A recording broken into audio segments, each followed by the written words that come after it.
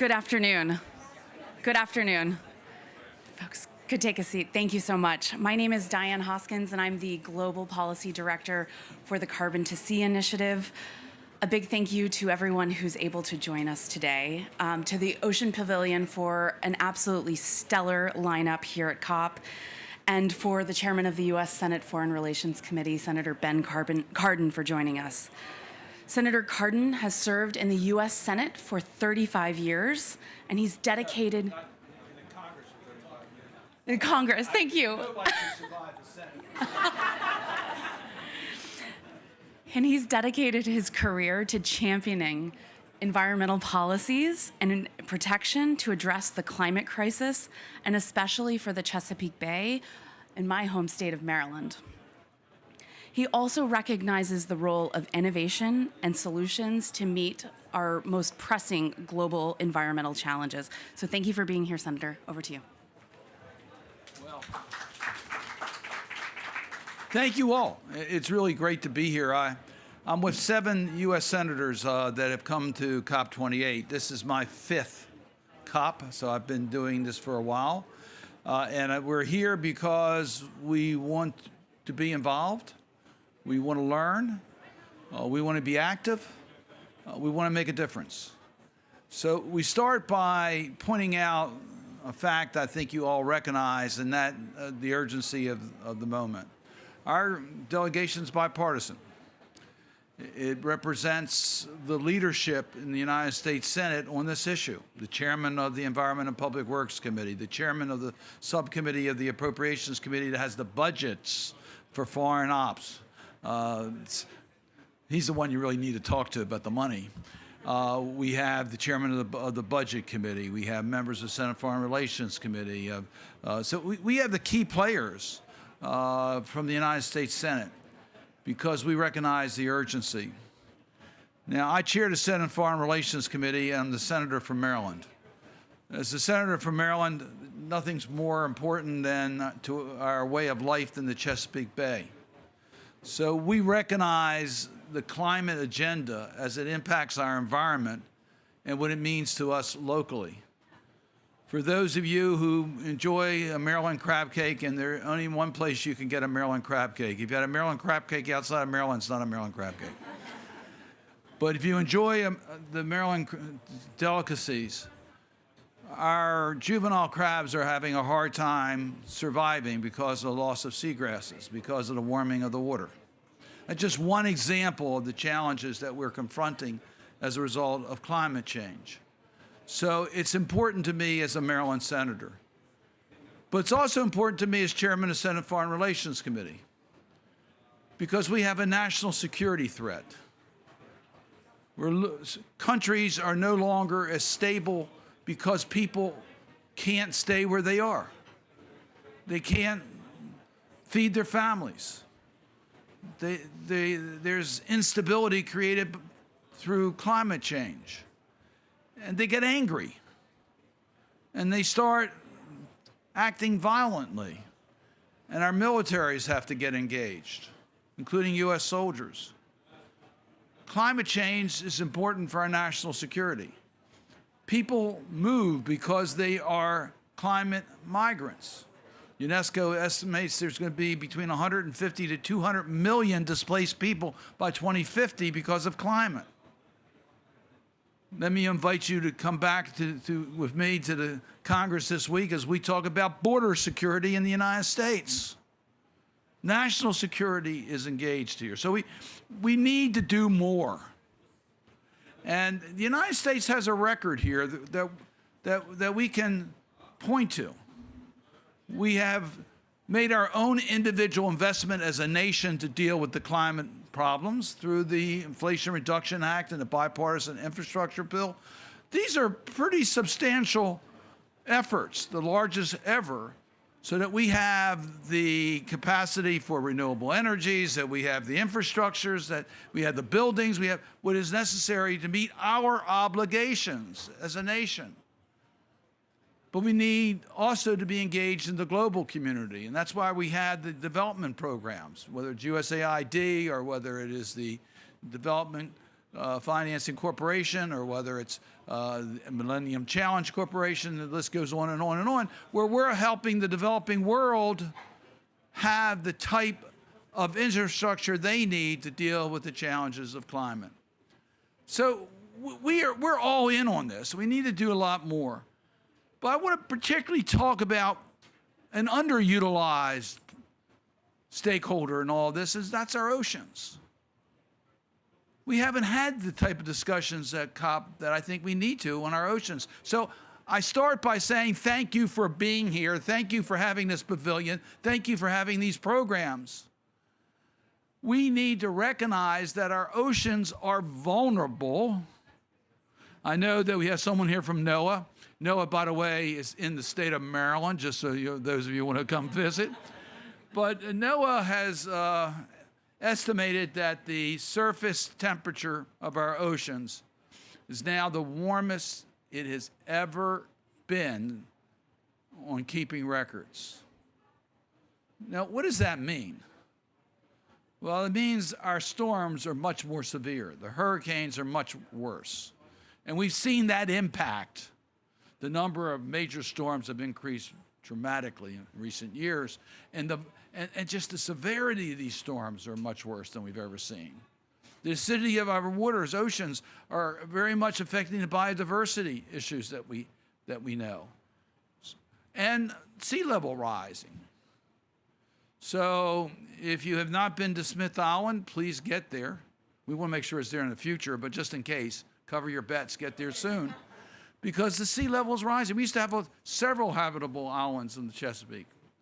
We're now down to one in Maryland, and that's Simpson-Allen. And we spent a lot of money to protect Simpson-Allen. Climate change is impacting all that. So we need to engage our oceans. And if you live in Maryland, the Chesapeake Bay is so important to us in dealing with this, we need to engage in a much more aggressive way. So let me just give you a roadmap on 4 areas that we're looking at in the United States Senate to engage our oceans in a more constructive way to deal with our challenges of climate change. One, in regards to renewable energies. We know offshore wind can be a major player in our energy portfolio for reducing and hopefully eliminating, all that debate's taking place in a different area of this pavilion, this thing, as to whether we're going to phase out or phase down our fossil fuels. But offshore wind can play a major role. Now, once again, I come back to my beautiful state of Maryland. We just got news this past week of the area off the Atlantic coast that we'll be using now for the next phase of offshore wind in Maryland. And that's important because it helps Maryland meet its commitment, as we have made. We have a state commitment. It's part of our national commitment. And it allows Maryland to meet its commitment. But guess what? It's also going to help our economy. We're building the wind turbines in Maryland. Good jobs, good economic jobs coming from our commitment for offshore wind. And then there is enhanced resilience that we need to do. The mangroves and the barrier islands play a critical role in protecting our communities. And we need to have a strategy that enhances those programs. I am proud that we've been able to get some relief from the Army Corps' way that they define locations for dredge materials so that we could have a popular island in Maryland, a mid-bay, which are restoring barrier islands, are not barrier, but islands that act as a protection against the worst impacts of erosion. We need to do more of those types of projects. And then the nature-based capacity to sequester carbon, sequestration of carbon. We need to take advantage of that. we need to deal with the capacity to expand the opportunities for a healthier sea base in order to deal with carbon sequestration. And then lastly, we need to invest much more in green shipping. It may not have the same percentages, but it's a significant percentage, and we can make a better progress. So I mention these 4 issues because we're working on legislation that incorporates all 4 of these elements to put a much stronger focus on our oceans as part of the solution for climate change. And I must tell you, we have an outstanding panel here today. Leave me aside for one moment. I'm not sure I would characterize my expertise in this area, but we have an outstanding panel, which I hope will get into these types of questions. So thank you for giving me the opportunity to participate in this. I want to acknowledge Josh Klein of my office, the staff person who has been responsible for keeping me going through jet lag, so I don't have time to think about where I am. He just points me in the right direction. This has been a very healthy COP for me because I've doubled my steps and getting around here. So again, thank you for everything you do, and thank you for including this program.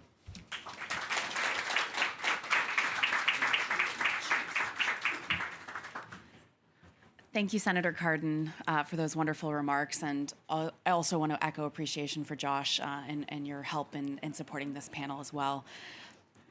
Carbon to Sea Initiative is grateful to be hosting this panel today, and just wanted to, by way of introduction, introduce us.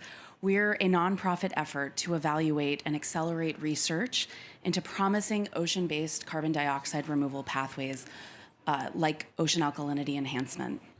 We bring together some of the best scientists, engineers, field builders, and market shapers to systematically assess whether and how ocean-based carbon removal approaches can be safe, effective, scalable, and permanent. Given the scope and urgency of the climate crisis, the world needs to dramatically reduce our reliance on fossil fuels, and we need to do it as quickly as possible. This is certain, and it's an imperative, and this conversation on carbon dioxide removal is an addition. We know that even the most aggressive emissions reduction pathways require some level of carbon removal. There's too much historic pollution in the air, and we must evaluate and then scale up proven approaches that can be safe and permanent. The Intergovernmental Panel on Climate Change and the National Academies of Science have identified ocean-based carbon dioxide removal as a key possible solution deserving of additional research. And additionally, just recently, over 350 scientists signed a letter calling for responsible research and development into ocean-based carbon dioxide removal. Since the ocean covers over 70% of the planet, and it's naturally the world's largest carbon sink, we can't leave it out. We have the opportunity to determine if it's safe, if it's effective, if it's permanent, and if it's scalable. And if it is, we could have the potential to reduce the amount of carbon dioxide in the atmosphere and meaningfully help address climate change. So I'm really excited to get into some additional detail with our panelists today, in addition to the senator. We're joined by Dr. Gabby Kitch, who is NOAA's Marine CDR lead. Please join us on the stage. Francis Wang, who's the program lead for Quadrature Climate Foundation, as well as Frances Simpson-Allen with Ebb Carbon, and she leads their policy work. Unfortunately, Romany is sick, so she wasn't able to join us, but it's 3:30 in the morning in New York, so I think we gave her a pass. So grateful to begin the conversation as we have such wonderful representatives from government, philanthropy, as well as the private sector. And so bringing all of these forces together, really excited to get started. So I'll join you by sitting. Obviously, ocean-based climate solutions are an emerging field, and we've heard from Senator Cardin, but love to turn it to the other panelists. Could you say a little bit more about what brings you to the field? How did you come, and what's exciting about the field for you? Absolutely. Happy to start. So my story and what brought me to the field of ocean climate solutions is really one of public service. So I grew up in a household of two firefighting parents, both my mother and my father. My mom was actually the first woman firefighter west of the Mississippi River in the U.S. She served in the San Diego Fire Department for 30 years. And so what that did for me, not only is steep me in this public service, but also helped me recognize the interconnectedness between nature and these catastrophic, natural events and humanity. So while I sat, I think I was in 4th grade, and I was sitting out in my backyard watching this flame engulf a mountain, just beyond our home. And I was keenly aware that my parents were out there fighting that blazing wall. So I became very passionate about climate and learning more about our changing climate as a young child. And then when I went to college, I was sucked out of my California bubble, placed in Virginia, getting closer to Maryland. And I realized that many of my peers didn't actually know that much about climate change. And I was taking a geology course at the time. I found geology to be a really promising way to understand climate, right? It's an interdisciplinary field. You're learning about physics, you're learning about chemistry, you're learning about biology, rooted in the changes of the Earth's past. And so I continued along that, and I swear I'm getting to ocean climate solutions, to do my PhD in paleoceanography, so understanding how the past climate cycle has changed, specifically in terms of the impacts of that on the ocean. And it was in 2020 when I was finishing up my dissertation. Many of you in this room know that feeling. And I was actually writing a paper about one of my dissertation chapters, constraining ocean acidification in the past. And I was interpreting this, and I was like, there is an analog here for the emerging field of ocean alkalinity enhancement. And so I was learning about carbon dioxide removal in that context, with the weight, all the social weight going on in 2020, when my home state of California, again, caught fire with one of the deadliest blazes that the state has ever seen. So I felt another call to action to really find solutions and move beyond research. And I was lucky enough to get a Canals fellowship, a Sea Grant fellowship with NOAA in the Ocean Acidification Program, where I still am today. And I, found marine carbon dioxide removal as an emerging conversation there, and it helped me step into my role now leading the first large-scale multi-partner marine CDR research program as the carbon dioxide removal lead there. And of course, with my history with my mother empowering me, I feel confident as a woman in this kind of leadership position. We're talking about leadership today, so that is my hopefully not too long-winded story about my path to ocean climate solutions. Amazing. Thank you. Frances. So, hi, everybody. My name is Frances, and I am part of Quadrature Climate Foundation. Some of you might know me because I was in this pavilion last year, also talking about ocean-based carbon dioxide removal in the slightly different affiliation at ClimateWorks, where we started the first philanthropic pooled fund for marine carbon dioxide removal.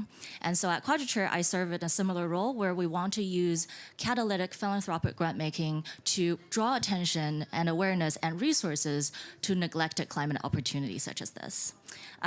So you asked why we care about the ocean. I have some data here.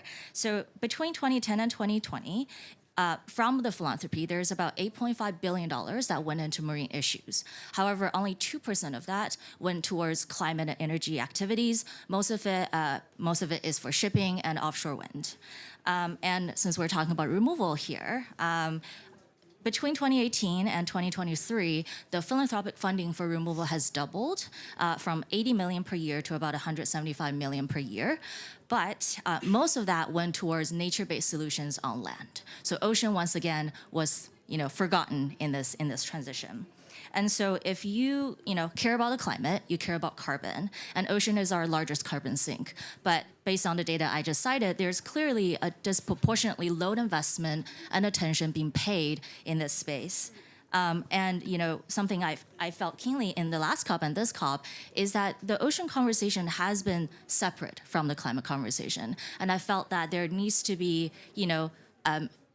activities and actions to bridge these two conversations together to truly help ocean, to make ocean our ally in solving climate change. Wonderful. Frances. Hello, I'm the second Francis II, over here with Ebb Carbon.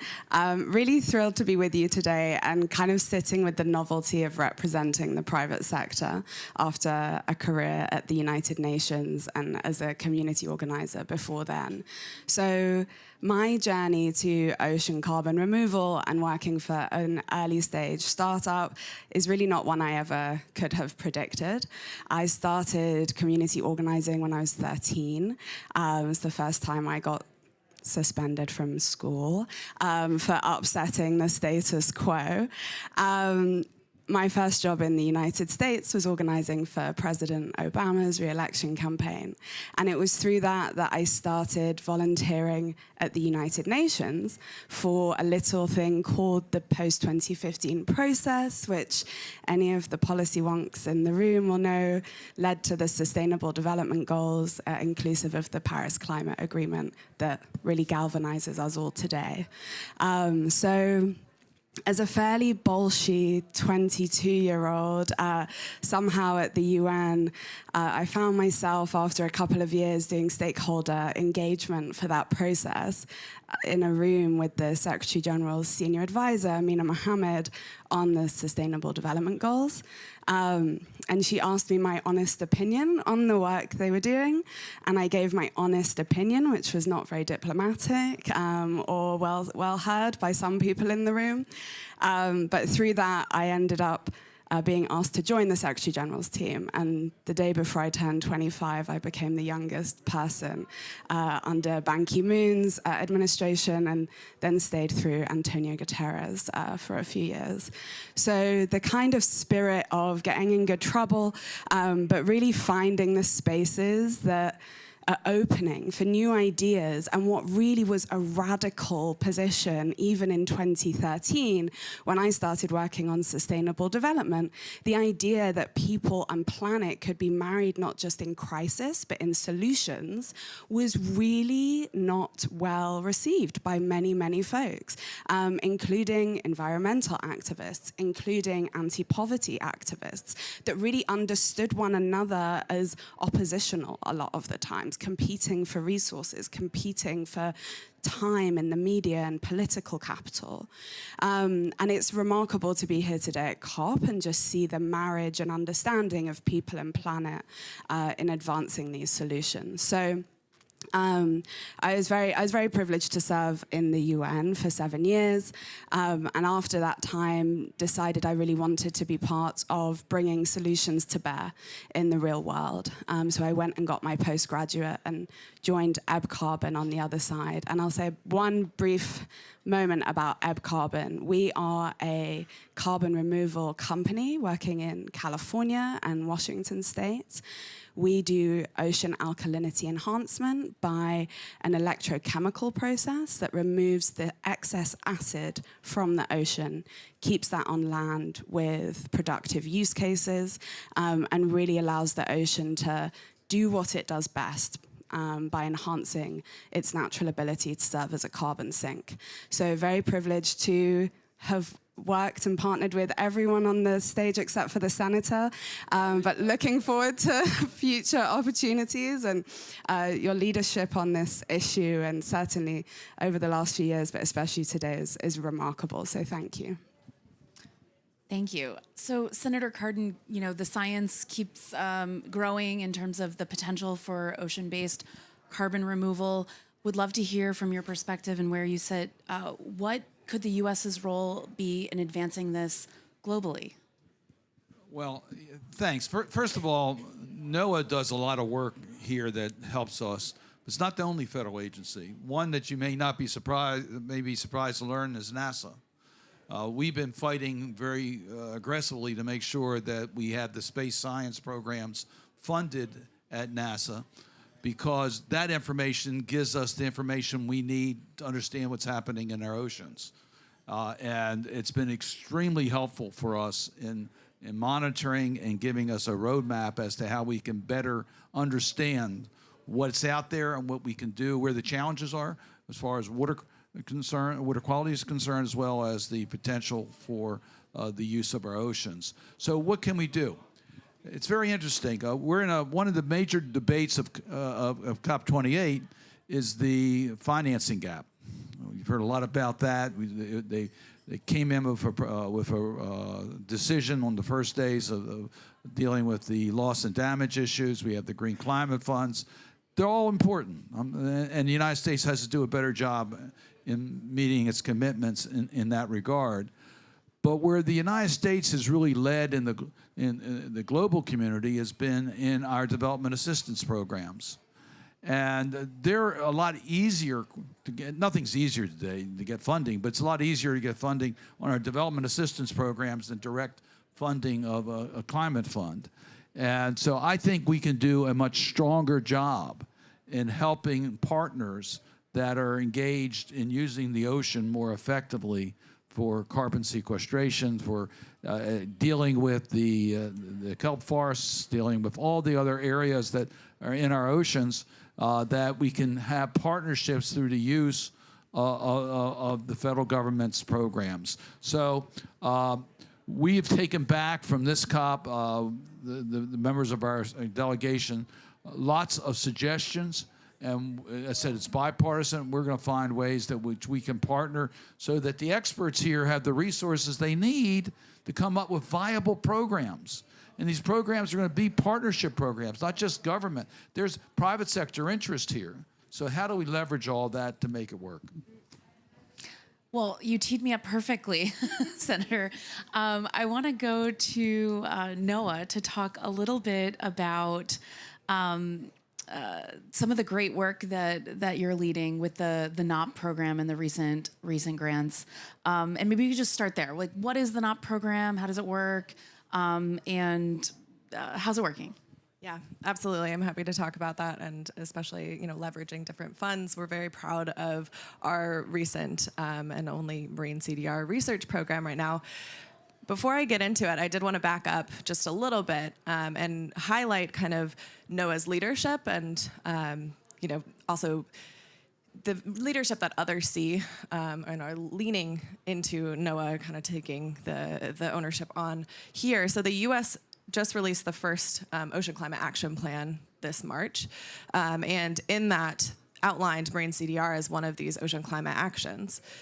NOAA is listed in the Marine CDR chapter and those actions as the lead agency on 75% of those different actions. Of course, it involves other agencies as well to support that work and lead on other topics as well. But really, NOAA is poised to be a leader in this space if that is what is desired. So with the NOP program, that acronym stands for National Oceanographic Partnerships Program.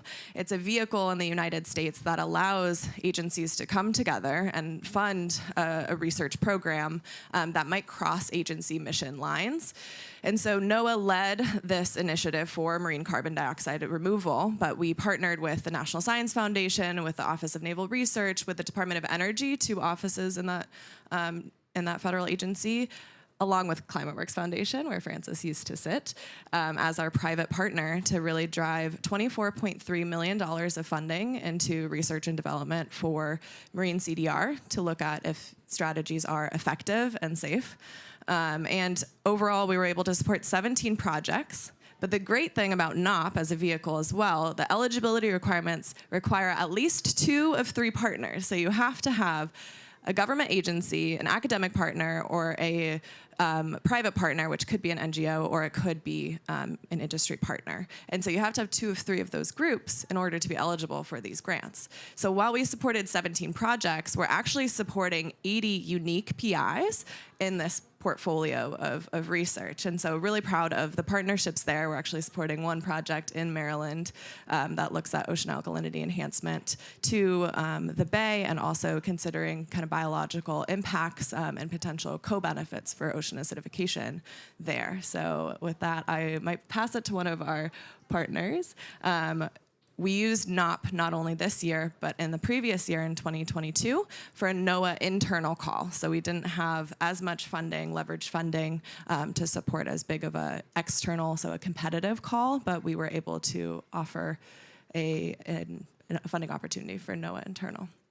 Excellent. So one of the awardees was Ebb Carbon, working in partnership with the Pacific Northwest Marine Lab, and would love to hear more from Ebb Carbon. How's that partnership going? How has it been working with NOAA with this program? What do you think? Yeah. Is it working? Honestly, is it working? Yeah. Certainly. So Ebb is extremely proud and honored to be working so closely with NOAA, but also the Department of Energy at the Pacific Northwest National Laboratory. Just to underscore Gabby's point, the novelty of the structure in these partnerships has really been catalytic, we think, for advancing the fields, not just baseline scientific understanding, the confidence we're building in the safety and the efficacy of this work, but really critically in pulling in that license from across a whole range of stakeholders.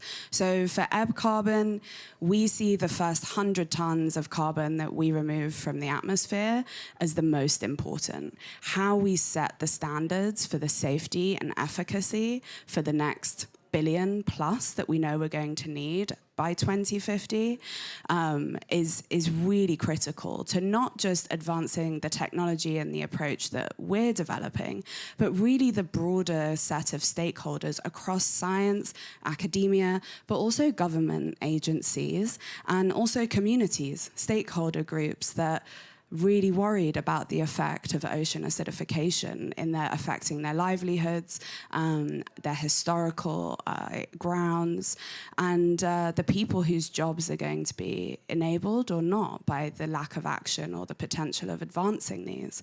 So we're thrilled to do this work in partnership up in Washington State. The real challenge now is to build on what we've started, not just in the partnership that we have, but when we look at the funding that's come through compared to zero or something very close to zero, 20, 30 million looks fantastic. If you look at the National Academies of Science report on the potential in various carbon removal pathways, it looks like we've got it all wrong, because the funding is not matching the potential that we know the ocean holds in carbon removal. So going forward, it's going to be essential that the resources made available are proportionate to the potential we see in ocean carbon removal. And certainly philanthropy has a tremendous role and has been catalytic to date in advancing that. But it's really the federal funding and the public institutions that can make or break these technologies and these potentials that we're seeing in the next few years. Excellent. And also, just to make the point that the role of the government in terms of building public trust and having not just private sector, not just philanthropy, but also the government engaging in order to build that trust, in order to have the efficacy data that the public will demand, I think absolutely critical. I would be remiss if I didn't acknowledge, Francis, your role in helping stand up this program in your previous role. Anything you want to add on this? Thank you. I mean, I'm extremely proud, and it's been such a pleasure to work with NOAA, to learn alongside NOAA in getting us from ocean conservation focused, ocean observation focused activities towards thinking about how the ocean can actively fight climate change through the OA program and through the NOAA program, et cetera. So, this is an example where I would say, well, I'll take a step back because I like numbers. I'll provide some more. So carbon dioxide removal has been a point of interest for philanthropy, in particular in the U.S. for a little while now, for the last 3 to 4 years. And I've calculated that for every dollar of philanthropic grant making that has went into this space, about $64 have been generated from the public and private sector to support the field of carbon dioxide removal, innovation, and research. And so we are extremely proud to have served that role, but we know, as Francis said and as Gabby said, that is far from enough to get us to the 10 gigatons or thereabouts of carbon dioxide we needed. So I think there's more to do, but we'd be happy to share any of the lessons that we have learned here with other fund providers. And we look forward to continue working with the government, with the private sector in energizing, resources for this field. Thank you. And so there's been a lot of discussion about what does responsible ocean-based carbon dioxide removal look like. there have been efforts like the Reykjavik Protocol, the Aspen Code of Conduct. Would love to hear how are you approaching these items in your work, thoughts on this? How can we ensure that as this critical field advances, that we have the right protocols in place to support? Sorry for hogging the mic. It's unfortunate that Romany is not here because she is the expert on this topic. When I was at ClimateWorks, we supported the creation of the Aspen Code of Conduct because we see that there, as the science, as resources for science and scientists become energized in doing research in this space, there's also a dialogue around Justice 40, around how do we deliver, responsible science that includes communities, that includes diverse voices, as part of creating this new industry. And so that's what, motivated me at ClimateWorks to support the Aspen Code of Conduct.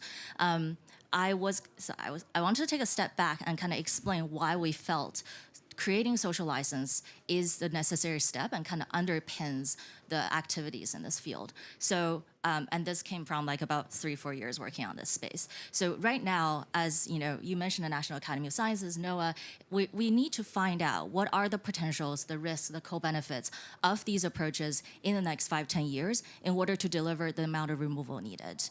But in order to do that, we need money. I keep saying that we need money. Truly, these approaches are expensive. Like the projects we funded through the NOAA program, they're about $2 million each. And I can tell you, those last you, like the tracer, activity, it lasts you for a month.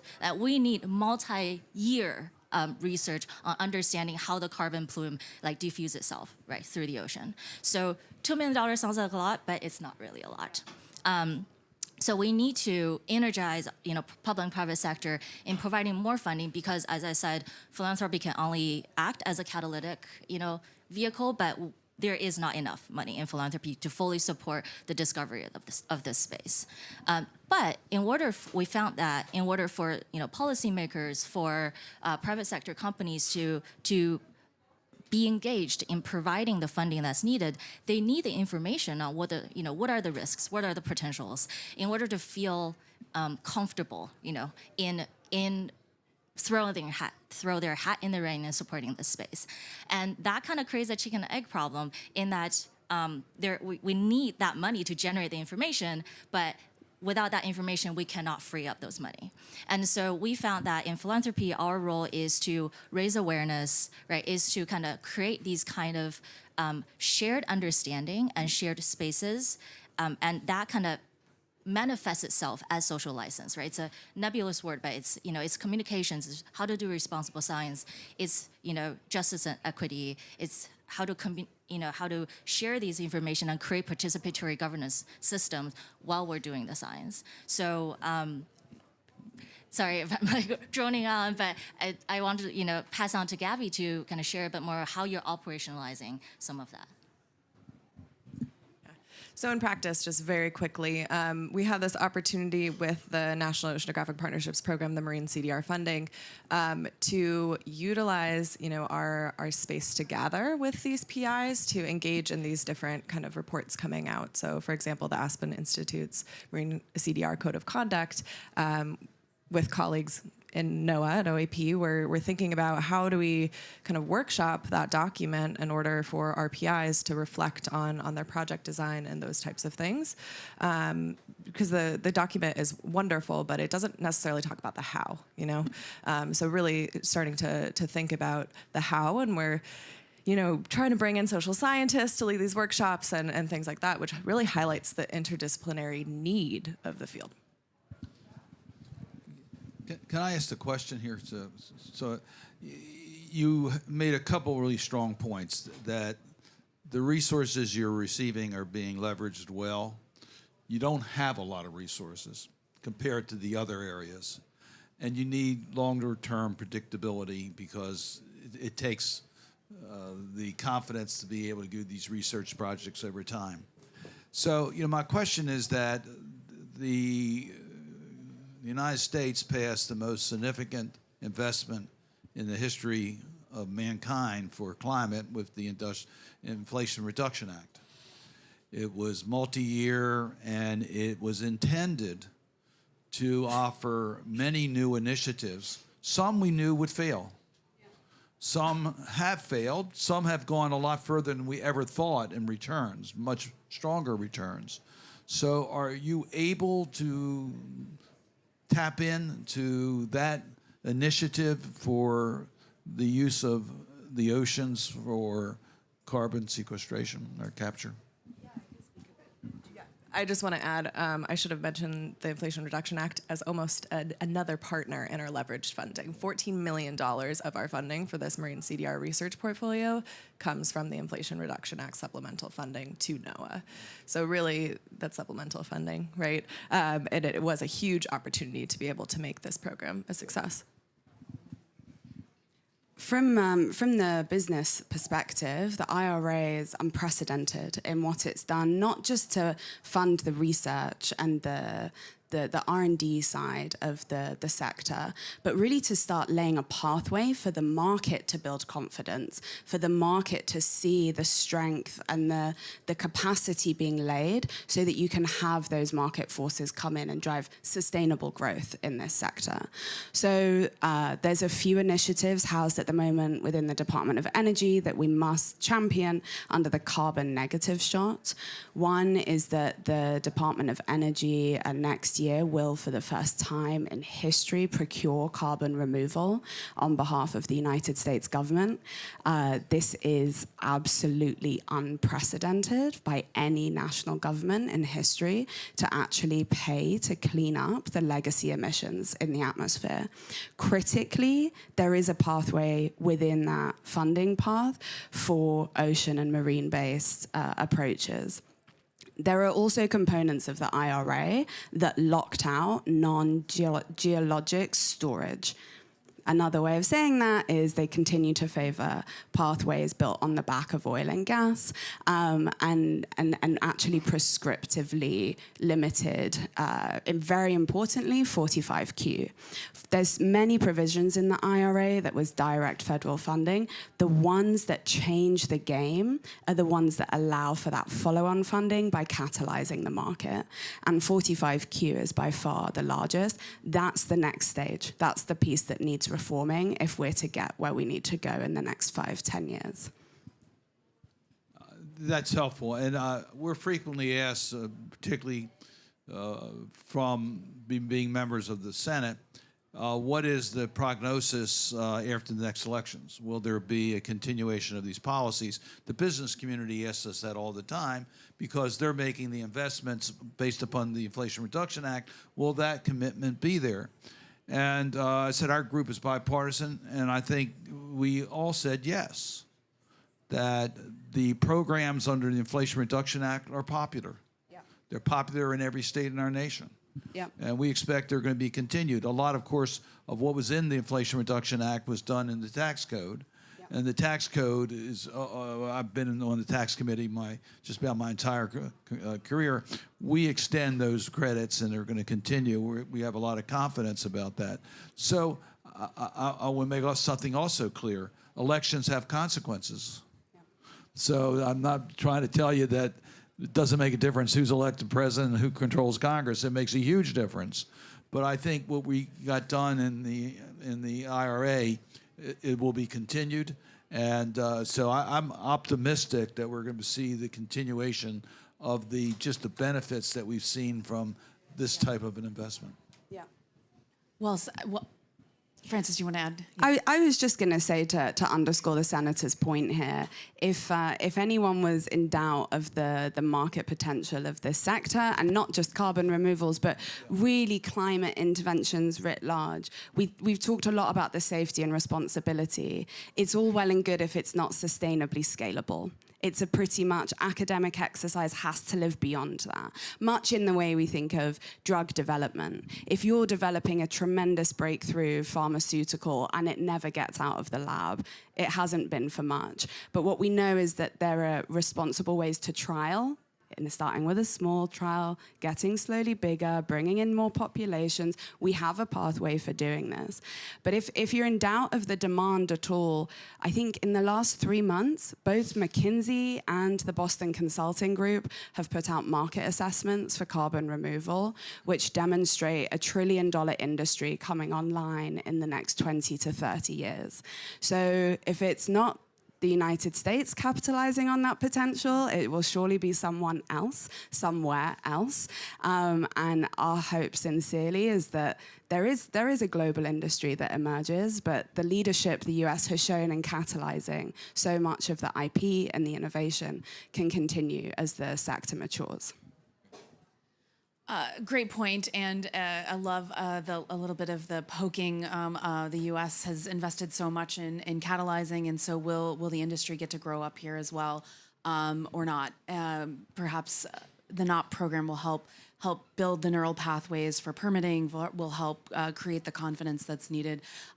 So really exciting things, and I want to thank everybody for your amazing remarks.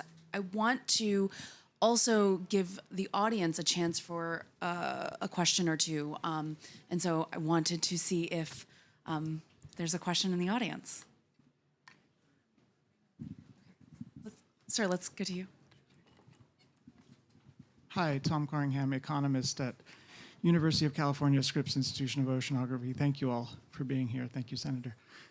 Question about marine carbon dioxide removal. So at this conference, we're hearing people say that ocean solutions could close 35% of the emissions gap by 2050. And that number is a big number, and it's important. It's important that we focus on ocean solutions. But that number does include, so 14% of that 35% is marine carbon dioxide removal, some of the technologies that you've mentioned, ocean alkalinity enhancement,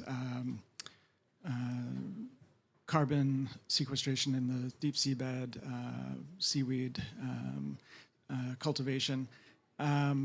But it seems to many of us in the scientific community that there are significant risks, and it will be important to, I mean, the solutions are required at speed and at scale, but in a responsible way. So I suppose my question for the group is, and my comment is that we do need more investment in the basic science. And my question for the group is, where do you see those investments being needed, and how will that move forward?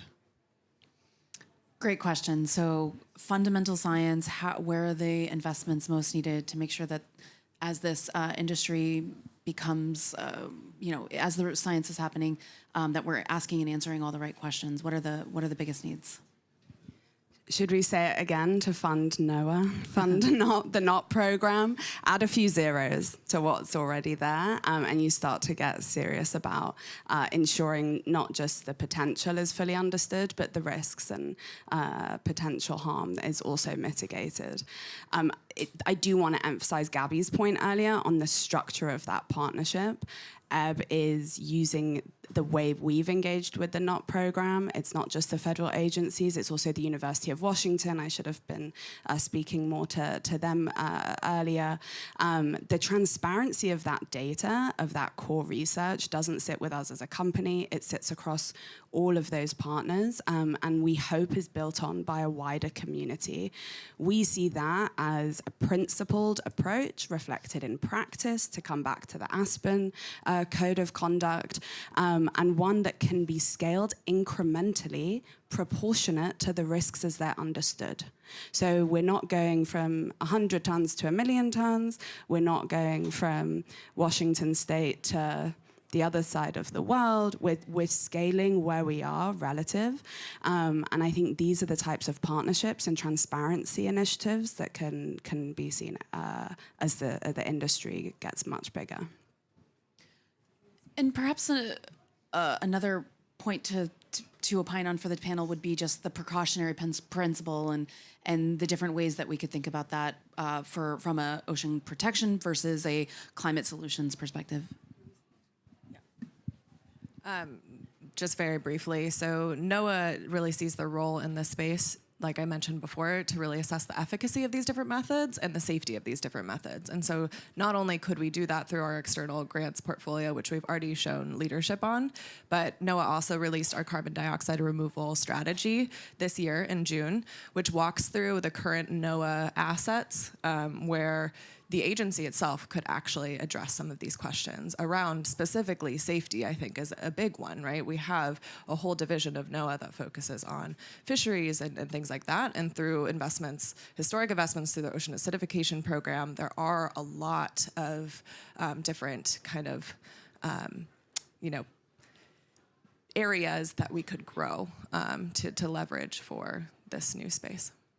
I would just make a comment.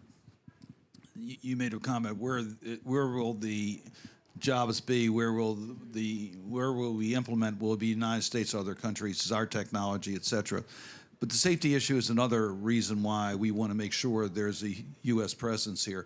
Not that I don't have confidence in other countries and but I know the U.S. will continue always to focus on the right priorities here.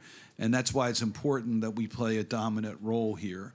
And just give you one other example that we used, the Chips and Science bill, where we were concerned about having a capacity here to deal with supply chain disruptions, as well as the technology important for our economic growth.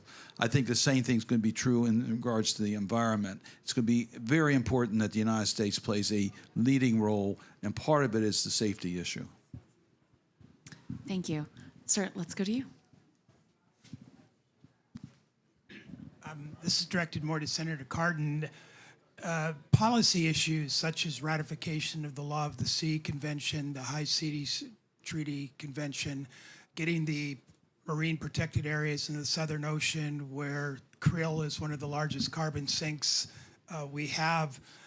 Where is the U.S. moving or not moving on those issues, and how can we in the public take part to move those along? I mean, these are not just climate change issues, they're national security issues and so forth. Well, thanks. The answer is 67. Once we have 67, we can move the Law of the Sea Treaty and get it ratified by the United States Senate. There is absolutely no reason not to. There's many, many, many reasons to do it. The primary reason being the PRC, China. And it's dealing with critical minerals and as well as many other aspects. So we really do need to ratify that treaty. We're sitting on the sidelines and losing out on it. There's no justification not to, but it's 67. We don't have 67, and that's what we got to get. So we're urging those that recognize this to step up the efforts, and we've reached out to some groups that are working with Republican members of the Senate to try to get the votes. Thank you. I think we have one more time for one more brief question. Let's go to Deborah. Hi, thank you. Deborah Iglesias Rodriguez from University of California, Santa Barbara. Given the complexity of the oceans and the potential confounding effects, the scientific community is really worried about developing good monitoring, reporting, and verification protocols. How much emphasis is being placed on developing a good MRV? Thank you. I know you probably want to talk about this, but I can also. So in our research kind of applications, we asked applicants if they were going to be doing any kind of field testing or looking at a new technology to write a monitoring, reporting, and verification plan. And that's in part to understand where the critical gaps are from the researchers, from the industry side of things, to see what's missing. I think a big part of MRV is getting at our baseline conditions in the oceans, right? You can do MRV in a lab pretty easily, or when you're doing something through a flow tank, but once you go into the open ocean, you're really going to need to understand what you're monitoring against. And in order to do that, we're going to need, carbon observations that go beyond what we have today, right? We're really lacking in that space. And I know Francis is really excited to see NOAA jump into the ocean climate solutions, which NOAA can play that role, but NOAA also needs to play this role of, bolstering our ocean carbon, observing as best as we can, and, hopefully seeing other countries contribute to that as well. And I'll just add that I believe DOE, the U.S. Department of Energy, has a ocean observation program that's specifically about verifying the carbon sequestration potential and the safety. And I think it's $35 million. You can correct me if I'm wrong. So that's from ARPA-E. And I think, I'm not sure how many of you were here the first week, but there is an announcement from a group of philanthropy that is contributing about $250 million towards ocean climate issues. And part of that funding will go towards marine CDR. And I think a big chunk of that marine CDR funding will go towards understanding the safety and the efficacy of these approaches. I think you really hit the nail on the head of what matters here and when, why, how. That's the devil's in the details on this. From the technology developer side, we have a hardware, a technology, but our core offering is MRV. That's how we think about it as an entity. Very, very proud to be developing our MRV protocol in partnership with really some of the world's leading scientists in this space in the United States, and as part of the Salish Sea model, or leveraging the Salish Sea model. We need to get that kind of fidelity and improvements in so many other parts of the world. We haven't really touched on the modeling and monitoring components of this work, but it's critical. And I'll just give a plug, because we're gonna be announcing our draft MRV protocol at the AGU next week for everyone doing the punishing Dubai to San Francisco trip over the next few days. You're very, very welcome, and be speaking about that with some of the same partners here today. Wonderful. And another data point is that the Department of Energy's procurement program for carbon removals will also be an exciting moment, as that program is asking the applicants for that to share their MRV. So we'll have some exciting innovation, I think, on the MRV front that will evolve over time, because I think what we really want to see is a race to the top in terms of efficacy here. We're almost at time, but I would love to hear from the panelists a couple of thoughts on, we've seen a lot happen over the past 2 years. Really exciting how much progress has been made in just 24 months. Gives me a lot of hope for the next 24 months. So what are you most excited about in terms of where we're headed over the next 2 years? Yeah, you start. The next 2 years. It's going to be interesting. I'm trying to get through next week right now. We have a little problem on a supplemental dealing with Ukraine, Middle East, et cetera, trying to get that done. And we have a little budget problem in January we got to get through. So I would like to think 2 years out, but right now it's more the immediate issues. But on the climate agenda, I'm encouraged so far by COP28. I must tell you, I think it's been well organized. I think the review, to me, that's one of the most important things to come out of this COP will be taking stock as to where we are and what we need to do and the adjustments we need to make. If that's done in a very open manner, I think that will show us that we've made progress, but we're not at 1.5, and we're going to have to do a lot more to get to 1.5. And what we're talking about here really could be a major contributor because it's underutilized. So if we can get the commitment for funding of the research and the work that's being done by the people here, we may very well be able to unleash a major tool on our that can help us deal with the realities of where we have to be. So I find it exciting. As I said, we knew that we were going to unleash a lot with the IRA bill. We knew some would have good returns, some great returns, some would not. And I think we're looking at a potential here that can make a major difference. Thank you. And because we're at time, very brief, please. Yeah, I will just plug our efforts across the U.S. government interagency work on the new Fast Track Action Committee on Marine CDR. This again came out of that Ocean Climate Action Plan. So I'm one of the NOAA reps to that committee, and NOAA is also a co-chair of that committee. Our plan is to roll out an implementation plan, speaking about specific dollar amounts for 3 specific charges: permitting and regulation on marine CDR research and implementation, a research and development kind of coordination initiative, and also public-private partnerships coordination. So I invite all of you all to stay abreast of that conversation. We will be holding public listening sessions where we want to hear from the US and the international community about those 3 specific charges. I think I would just give a call to action that we have a collective responsibility in continuing bridging the gap between climate and the ocean, and make ocean an ally in our fight against climate change. And since Senator Cardin's here, I'll also plug that I think, as the ocean conversation emerged into, the major climate dialogues, there's a lot of multilateral opportunities, such as the carbon management challenge, that can be transferable to the marine CDR, to the ocean space. And because it's a shared resource, it's one of the few things that we can agree on when we can't agree on anything else. And I'll just say, into the solutions part of this panel that's so encouraging.